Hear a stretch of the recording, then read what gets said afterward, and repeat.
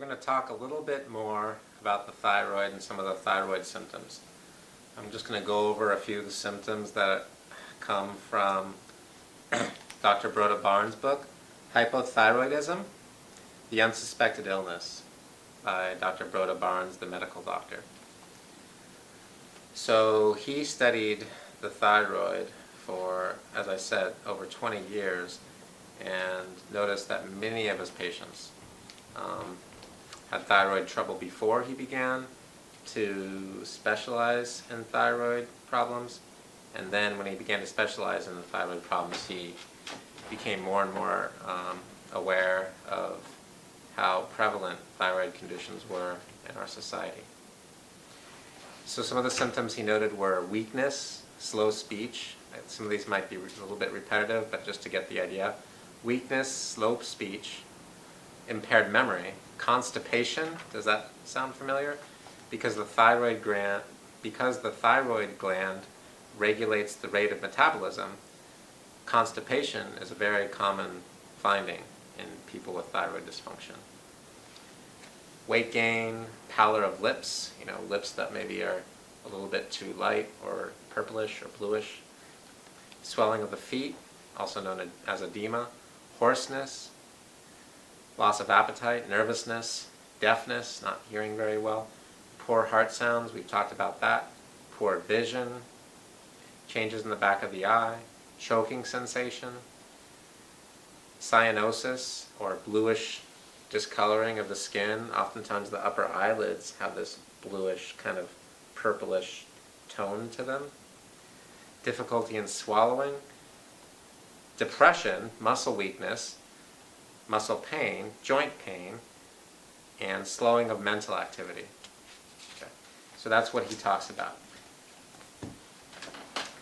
In the United States, the occurrence of depression seems to be quite prevalent. It's really sad. Right today, it's 2010, the use of antidepressants has gone up 200% in less than the last 10 years. So, and to repeat, during the last 10 years, the use of antidepressants has doubled in just less than the last 10 years. That is staggering and astonishing.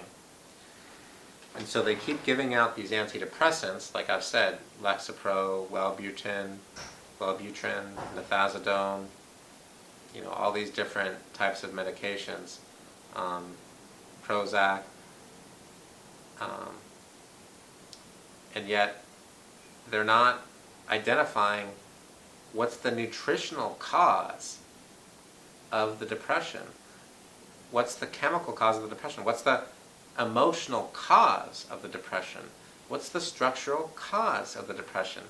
And it boggles my mind that in spite of all that we know about medicine and healthcare and biochemistry and microbiology, that we're not able to help people to get over the depression without needing these drugs that are made in laboratories that have huge, huge side effects.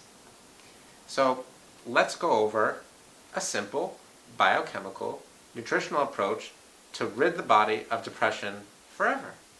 I know this sounds overly simple, and it is. I want to make it simple for you so that you get how ironic it is that depression is a treatable, curable thing.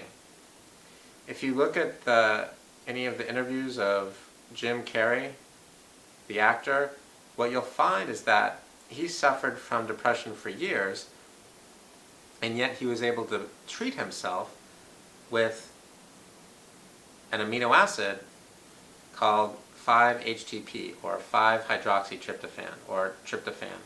This amino acid, as you know, is broken down in the stomach. It comes from protein, and so it's a good chance Jim Carrey's stomach's not working right, but the point is that these things are treatable. They're treatable.